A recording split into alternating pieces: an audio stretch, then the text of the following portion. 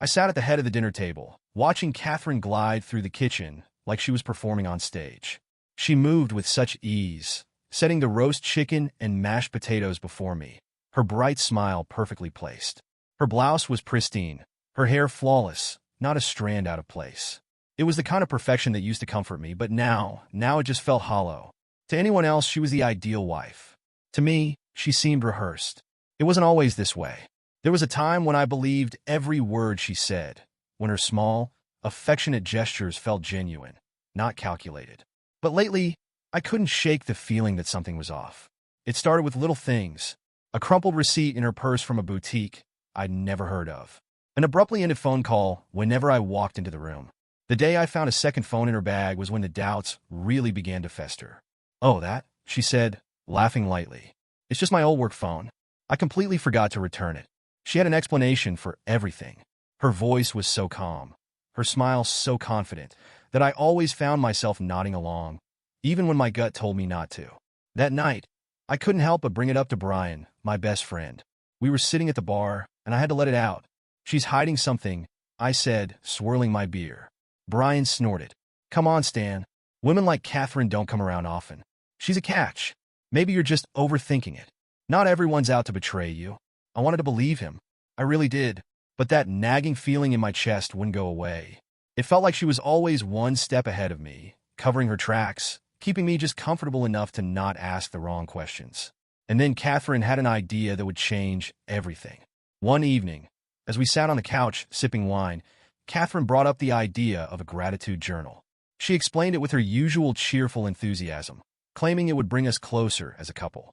At first, I thought it was just another one of her little self-improvement projects, something she picked up from her charity group or an article online.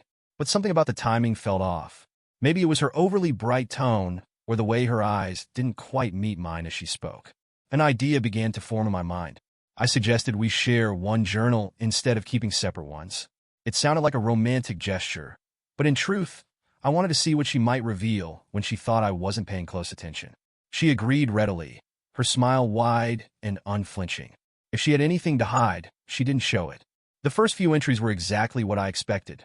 Safe, predictable, even boring. She wrote about how grateful she was for small, everyday things. Coffee in the morning, a productive day at work. At first, it was reassuring, but my gut still told me to stay alert. Then, the tone of her entries began to shift. Subtle at first, she started mentioning a sense of adventure, which felt out of place in her structured, predictable life. Catherine didn't go skydiving or travel off the beaten path. Her days were spent balancing work, charity, and home. Then, one entry stopped me in my tracks. She wrote about the thrill of anonymity and how freeing it felt to be someone else, even if just for a little while. The words felt alien, completely out of character for the woman I thought I knew. She wasn't describing anything specific, but there was something in the way she wrote them, an unguarded honesty I hadn't seen from her in years. That night, I lay awake next to her, listening to her steady breathing. I wanted to believe I was misreading things, but the knot in my stomach told me otherwise. The entries stayed cryptic, each one adding to the growing unease in my chest. It wasn't just the words Catherine used. It was the way they felt like breadcrumbs, dropped intentionally, but with no clear destination. She started mentioning freedom more often, painting it as a feeling she craved but couldn't fully describe. I couldn't figure out where this was coming from. Catherine had everything: stability, respect, a life she had carefully built. What freedom was she talking about?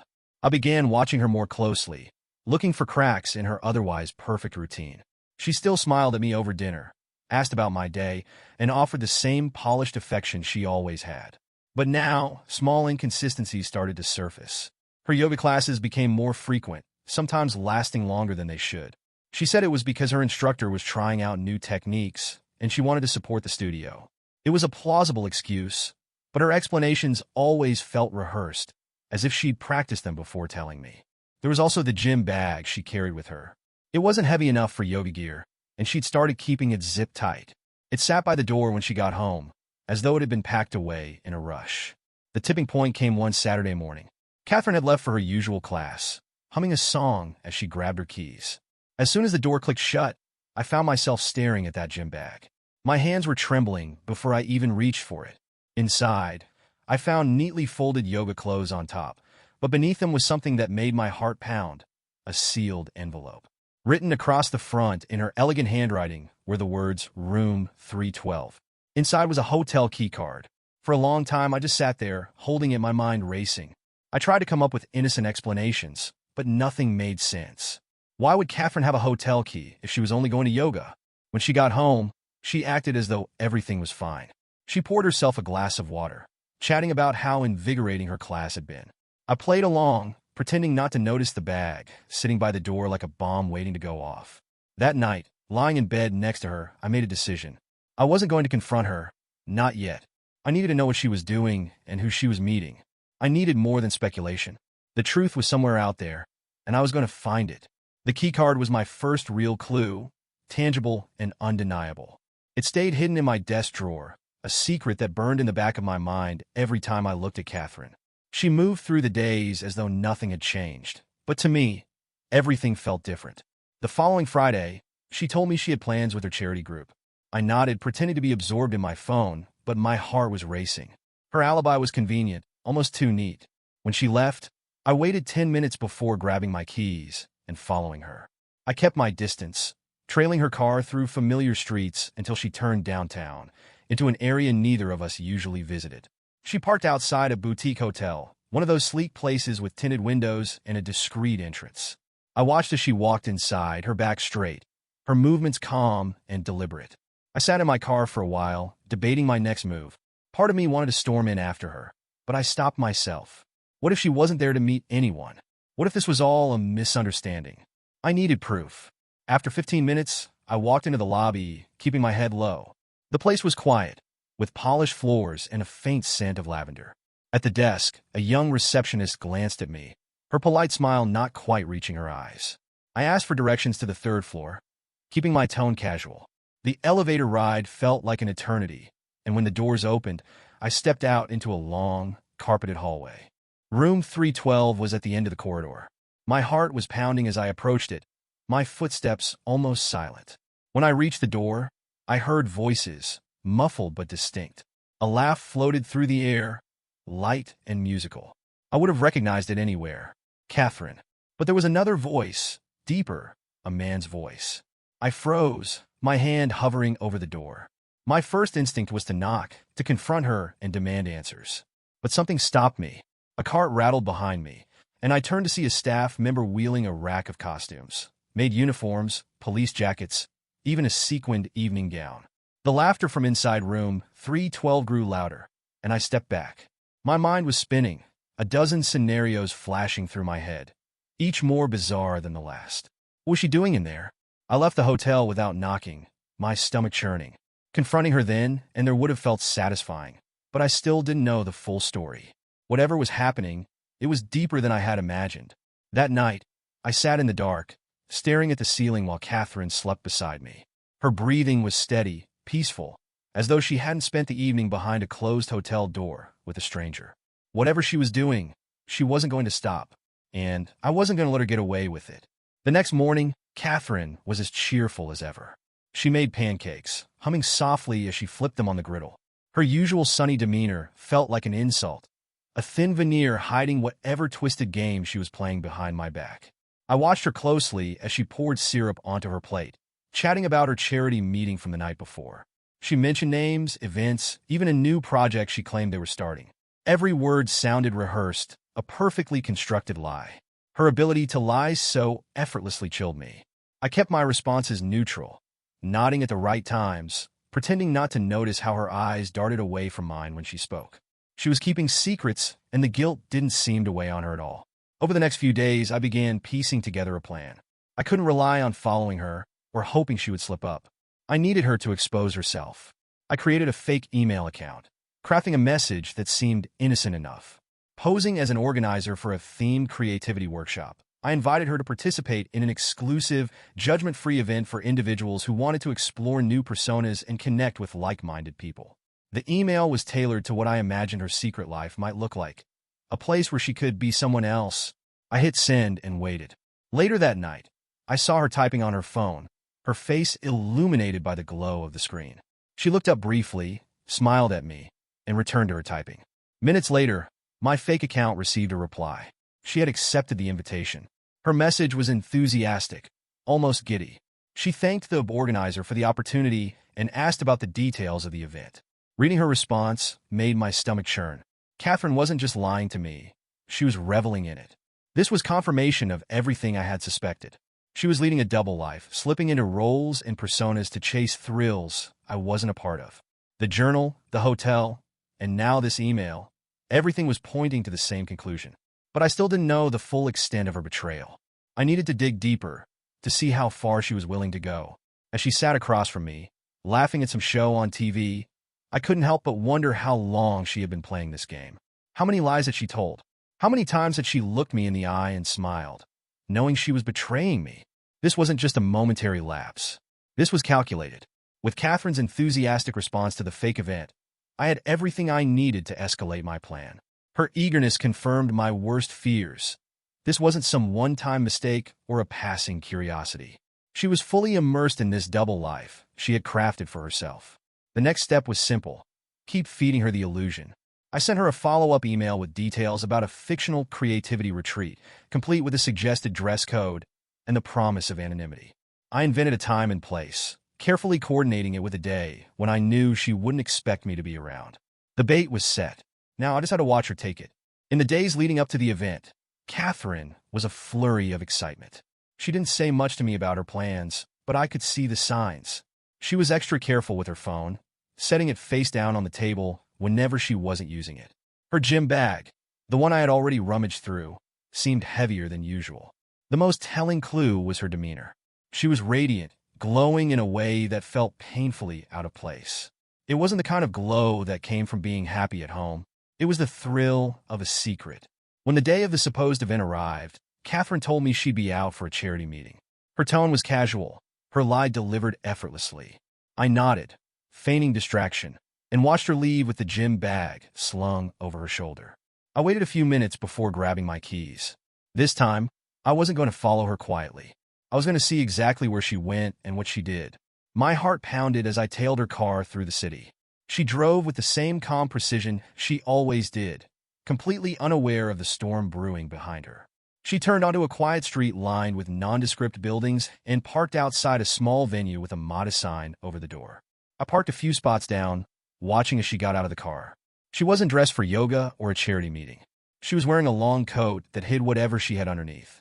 Her shoulders were set, her stride confident as she disappeared through the entrance. I waited for a moment, trying to steady my nerves before stepping out of my car. My palms were sweaty, and every instinct was screaming at me to turn back, to leave this moment unbroken. But I couldn't. I needed to see it for myself. As I approached the building, I noticed a small group of people milling around inside, their voices muffled through the glass doors. The room was dimly lit, and the faint sound of laughter echoed from deeper inside. This was it, Catherine's secret world. I pushed the door open and stepped inside. The air inside the building felt heavy, charged with an energy that was both foreign and unsettling.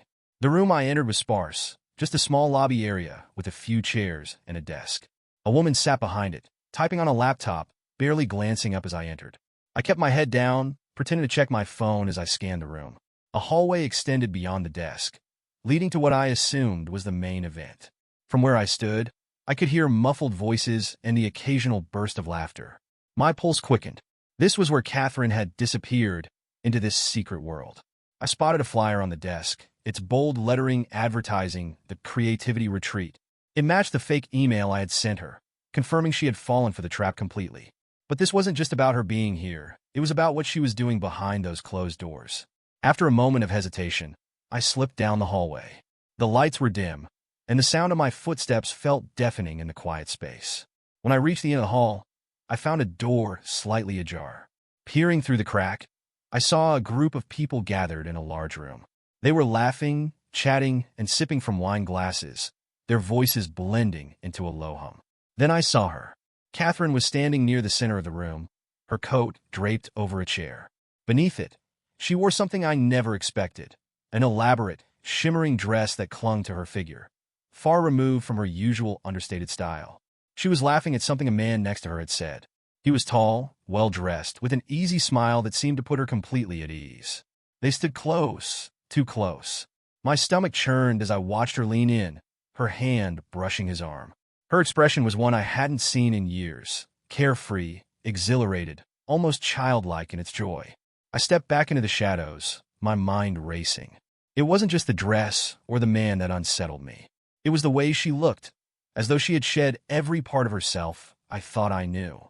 The laughter from the room grated on me, each sound feeling like a hammer against my chest. My hands balled into fists, and for a moment I considered walking in and confronting her right then and there. But what would that accomplish? I needed more than just anger. I needed the truth, laid bare and undeniable. I slipped back out of the hallway and into the lobby, my heart pounding, the weight of what I had seen pressed against me like a vice. Catherine wasn't just pretending to be someone else. She was thriving in this alternate life, reveling in a freedom I didn't even know she wanted. Whatever this was, it wasn't over. Not by a long shot. I left the building with my thoughts racing. The image of Catherine laughing with that man burned into my mind. The weight of her betrayal pressed down on me, but I knew I couldn't confront her yet. I needed more. The next few days felt like walking a tightrope. Catherine acted as though nothing had happened, going about her routine with her usual charm and grace. If she suspected anything, she didn't show it. She still smiled at me over dinner, still asked about my day, still played the part of the perfect wife. But now, every word, every gesture felt hollow. I began piecing together a plan. First, I needed to know how deep her deception ran. It wasn't enough to catch her at one event. I needed to uncover the full extent of this life she was leading behind my back. The email she'd sent to my fake account gave me a starting point. I created another invitation for a follow-up event, claiming it was a private gathering for advanced participants. I worded it carefully, making it seem like an exclusive opportunity to connect with others who shared her interests. I watched her closely when she received the email. She was sitting on the couch, her legs curled beneath her, her phone glowing in her hand. Her lips curled into a small, satisfied smile as she read the message. She was hooked. While she replied to my fake invitation, I worked on gathering more tangible evidence.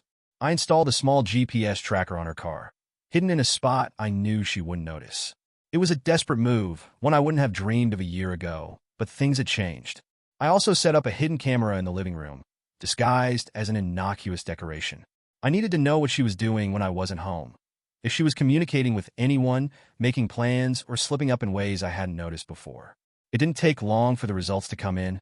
One evening, when Catherine thought I was working late, I watched the footage from the hidden camera.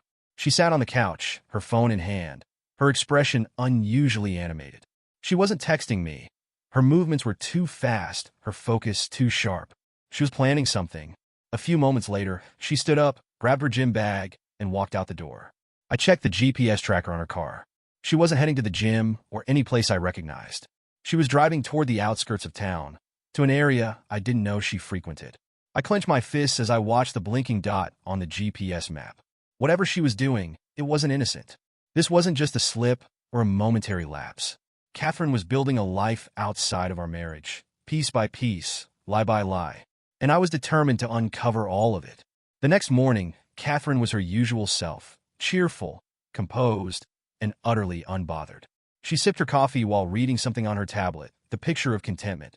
But I couldn't stop replaying the GPS data and the camera footage from the night before. She had driven to a secluded address near the edge of town. It wasn't a business or a public venue, at least not one I recognized. My mind swirled with possibilities, none of them good. What was she doing out there? Who was she meeting?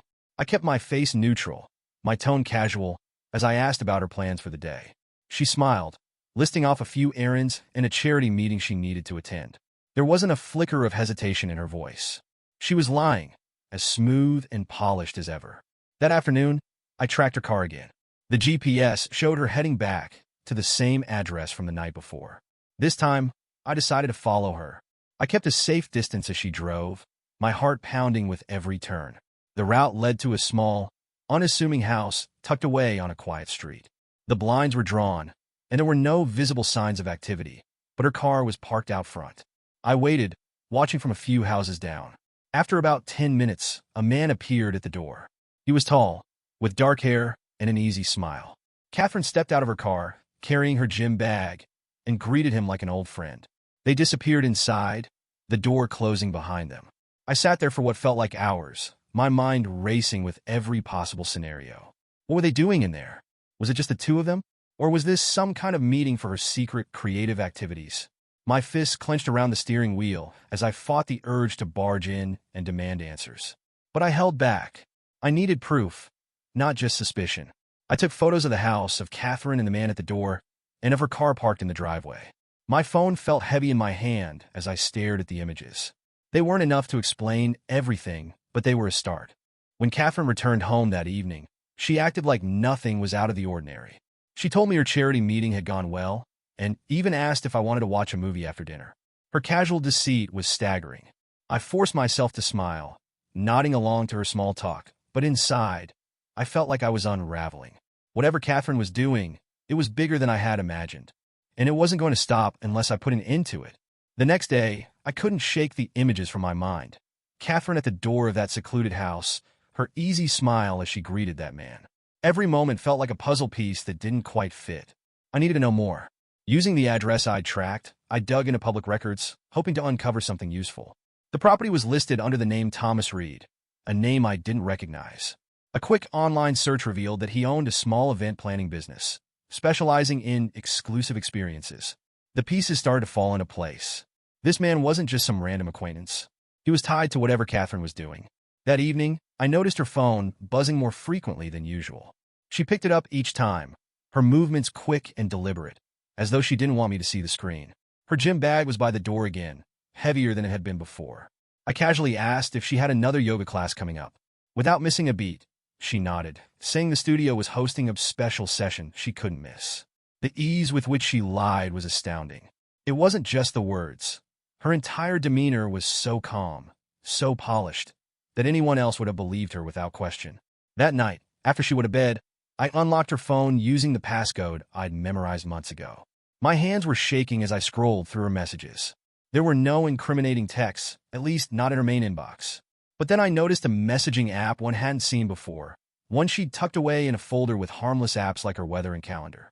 Inside, I found a string of messages between her and someone saved as TR.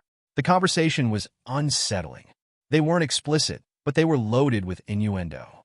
Mentions of the next session, the thrill of it, and playing the role perfectly made my stomach churn. She wasn't just meeting this man. She was planning something with him, something she had no intention of telling me about. I copied the messages to my phone before putting hers back on the nightstand. As I lay in bed, staring at the ceiling, I couldn't stop replaying the things I had read. Whatever she was involved in, it was bigger than I had imagined. It wasn't just about secrecy or thrill-seeking. Catherine was living a life I hadn't even glimpsed, a life she had meticulously hidden from me. And now, I had to decide how far I was willing to go to uncover the rest. The messages I had uncovered lingered in my mind, each word digging deeper into the pit in my stomach. Catherine wasn't just hiding something. She was thriving in a world I had no part in, a world where the next session and playing the role were the norm. The next morning, as she cheerfully packed her gym bag, I couldn't help but wonder how long this had been going on. Was this something new? Or had I been blind to her double life for years? She mentioned another charity meeting as she kissed me goodbye and left the house. Her tone was light, her movements unhurried. I watched her drive away, knowing exactly where she was headed. I followed her again, keeping my distance as her car navigated through the familiar streets. She returned to the same secluded house, her movements calm and deliberate as she parked and walked inside. This time I couldn't just sit in my car and watch. I needed to see more. I waited until the street was quiet before stepping out of my car and approaching the house. My heart pounded as I crept toward one of the windows, careful to stay out of sight. Through a small gap in the curtains, I could make out the living room. Catherine was there, standing in front of a group of people. She was wearing another outfit I'd never seen before, a sleek, fitted jumpsuit that clung to her frame. Her hair was styled differently, more dramatic, almost theatrical. The group was watching her intently as she spoke. I couldn't hear her words, but her body language was confident, almost commanding. Then the man from before, Thomas Reed, stepped forward. He handed her something, a folder or a script, and the group erupted into laughter. Catherine smiled, the kind of smile I hadn't seen from her in years, genuine, carefree, and full of life. My stomach twisted as I realized what I was looking at. This wasn't just a social gathering. It was something orchestrated, rehearsed. Catherine wasn't just lying to me. She was performing. I ducked back into the shadows before anyone could notice me. My mind raced as I returned to my car, the pieces of her double life beginning to come together. That night, I confronted the reality of what I had seen. Catherine wasn't just stepping out of our marriage. She was slipping into roles, personas, lives that had nothing to do with the person I thought I knew. This wasn't just about infidelity. It was about deceit on a level I hadn't anticipated. But I still didn't have the full picture. And I wasn't going to stop until I did. The days following my discovery felt surreal, as if I were living someone else's life. Catherine continued her usual routine, oblivious to the fact that I was unraveling the threads of her secret world. Every smile she gave me felt like a dagger, every casual remark another layer of the lie. Her next move came a few days later. She announced that her charity group was hosting an overnight retreat at a resort an hour outside of town. She packed a suitcase carefully, her demeanor calm and composed as always. I nodded, pretending to be absorbed in the news on my phone. But inside, my resolve hardened. This wasn't just another meeting. She was planning something bigger, something she thought I'd never uncover. As soon as she left, I tracked her car using the GPS I'd installed. It wasn't heading toward any resort. Instead, the signal led me to a familiar location, the same secluded house from before. This time, I wasn't going to sit outside and wonder. I needed to see it all. I parked a few houses down and waited until the street was quiet. The blinds on the house were drawn, but lights spilled through the cracks. Voices and laughter filtered faintly through the walls. I slipped around to the back of the house, where I found a window that wasn't fully covered. Through it, I saw Catherine standing in the center of the room. She was wearing another striking outfit, this one a sleek black dress that clung to her like a second skin. The room was set up like a stage. Catherine held the attention of everyone there, half a dozen people, including Thomas Reed. She wasn't just participating, she was leading. She flipped through the pages of a folder, gesturing as she spoke, her voice clear and confident. The others watched her intently, some taking notes. It was a performance, orchestrated and polished.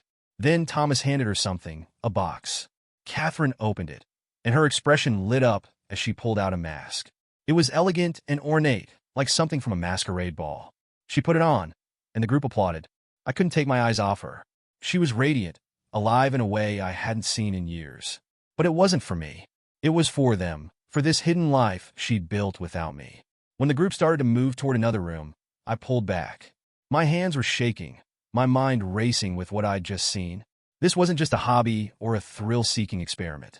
Catherine had transformed herself completely, shedding the life we shared like an old coat. I returned to my car, determined to piece together the final parts of her deception. Whatever she was doing, it wasn't innocent, and it wasn't going to end on its own. The following days were a blur. Catherine returned from her so-called retreat, glowing with satisfaction. She casually mentioned team-building exercises and motivational workshops, weaving her lies with practiced ease. I played along, nodding when she spoke, even asking questions to keep her from suspecting anything. But my mind was elsewhere, focused on unraveling the last threads of her deception. The mask she had worn haunted me. It wasn't just a prop. It was a symbol of the double life she was leading. She had slipped so easily into that world, into a role she had created for herself. But what did it all mean? I spent hours poring over the information I had gathered. The GPS logs, the photos of the house, the messages on her phone, they painted a picture of a woman I barely recognized. But I needed one more piece to complete the puzzle. I decided to dig deeper into Thomas Reed. His event planning business wasn't just about parties and gatherings.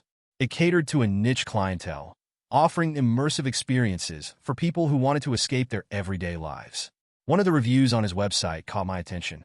It spoke of a transformative masquerade where participants could shed their identities and become whoever they wanted to be. It was a secret world, hidden behind closed doors, accessible only to those who knew where to look. This wasn't just about Catherine seeking a thrill. She had fully embraced this world, building a new identity and leaving me behind without a second thought. My resolve hardened. I couldn't keep watching from the sidelines while she lied to my face. Her next move would be her last, because I was going to expose her for who she truly was. When Catherine mentioned another meeting a few days later, I knew it was time. She packed her bag again, her demeanor as calm and collected as ever. This time, I wasn't going to follow her from the shadows. I was going to confront her in the middle of her performance, tearing apart the illusion she had so carefully constructed. That night, I parked outside the house, my hands gripping the steering wheel. The lights were on, the same faint laughter drifting through the air. My heart pounded as I stepped out of the car and walked toward the door. I didn't knock. I pushed the door open and stepped inside. The door creaked as I stepped inside, the sound cutting through the low hum of voices. For a moment, no one noticed me. The hallway was dimly lit, leading to the room where I could hear laughter and muffled conversations. I moved silently, my fists clenched as I prepared for whatever lay ahead. My heart was pounding, a mix of adrenaline and anger coursing through me. As I reached the doorway, I stopped. The room before me was a surreal scene, a masquerade of twisted realities. People mingled, each wearing elaborate costumes and ornate masks. They laughed and sipped from wine glasses, their movements theatrical, like characters in a play. And there she was, Catherine. She stood in the center of the room, her presence commanding, her voice carrying over the crowd. She wore the same mask I'd seen before, her black dress shimmering under the soft glow of the lights. Thomas Reed was beside her, smiling as if he were the director of the entire charade. My stomach churned as I watched her. This wasn't the woman I thought I knew. She wasn't just participating, she was leading. Catherine gestured dramatically, her words stirring the group into applause. I stepped into the room. The applause died down as people turned to look at me. A wave of confusion rippled through the group. Catherine froze, her masked face snapping toward the sound of my footsteps. For a moment, she didn't move. Then she stepped forward, her voice cool and measured. "Stan," she said, her tone betraying none of the panic I knew she must be feeling. "What are you doing here?" Her calmness only fueled my anger. I pulled my phone from my pocket and held it up, showing her the photos I'd taken, the messages I'd copied, the evidence I'd gathered. "I could ask you the same thing," I said, my voice steady despite the storm inside me. The room fell silent, the onlookers unsure whether to stay or leave. Catherine's mask slipped, both figuratively and literally. She reached up and removed it, revealing a face that was both familiar and alien to me. "Let's talk outside," she said, her voice low and sharp. I followed her into the hallway, leaving the stunned group behind. She spun to face me, her expression a mix of anger and something I couldn't quite place, fear maybe. "How long have you been following me?" she asked. "Long enough," I replied. "Long enough to see who you really are." Her composure faltered for the first time. "It's not what you think," she started, but I cut her off. "Don't lie to me, Catherine. Not again. I've seen the emails, the messages. I know about Thomas, about this act you've been putting on." She crossed her arms, her lips pressed into a thin line. "I needed something for myself," she said finally. "Something outside of this house, outside of you." Her words hit me like a punch to the gut. "You didn't need something," I said, my voice rising. "You chose to build an entirely separate life, one where I didn't even exist." For the first time, I saw guilt flicker across her face, but it was quickly replaced by defiance. "You don't understand," she snapped. "This isn't about you. It never was. And that's the problem," I said. "You didn't just betray me. You betrayed everything we built together." The sound of murmurs from the room reminded us we weren't alone. Catherine glanced back toward the door, her frustration evident. "Go home, Stan," she said, her voice cold. "You don't belong here." But she was wrong. I belonged here more than she did, because I was here to tear down the facade she had spent so long building. Catherine's words hung in the air, sharp and cutting. "Go home, Stan. You don't belong here." For a moment, I stood frozen, the weight of everything crashing down on me. But then something snapped. This wasn't her stage anymore. This was the moment I would take back control, the moment her perfect little illusion would come tumbling down. "No, Catherine," I said firmly. "I'm not going anywhere." I stepped back into the room, my voice loud enough to cut through the murmurs of the massed crowd. "You've all had your fun pretending to be someone else, playing your little games. But it's time everyone sees who Catherine really is." She followed me, her face pale now, her mask dangling uselessly in her hand. "Stan, don't do this." But I wasn't stopping. I pulled my phone from my pocket, holding it up for everyone to see. "This is the Catherine you don't know," I said, my voice steady despite the fire raging inside me. I scrolled through the photos, the hotel, the messages, the rendezvous at this very house, and began showing them to the stunned onlookers.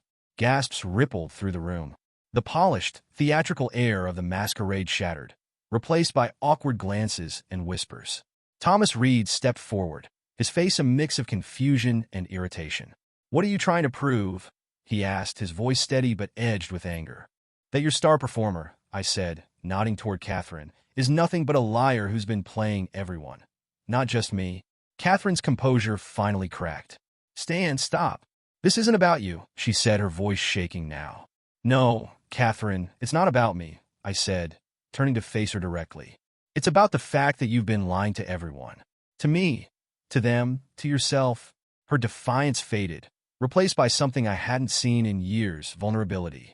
She opened her mouth to speak but said nothing, her hands clenching into fists at her sides. The silence that followed was deafening. The other guests began to shuffle awkwardly, some leaving the room, their curiosity sated, their illusions broken. Even Thomas seemed unsure of what to do, his confidence shaken. For a moment, it was just the two of us in the spotlight, me, the husband who had believed in the perfect wife, and her, the woman who had destroyed it all. I gave you everything, I said quietly. And you threw it away for what? A mask and a lie. Catherine looked at me, her eyes glistening with unshed tears. But she didn't speak. There was nothing she could say that would make this better. I turned and walked out, leaving her standing there, alone in the ruins of her carefully crafted world. As I stepped into the cool night air, I felt something I hadn't felt in months, freedom. The weight of her lies, the constant suspicion, the endless charade, it was all gone now. She had played her role well, but the performance was over. And I wasn't staying for the curtain call.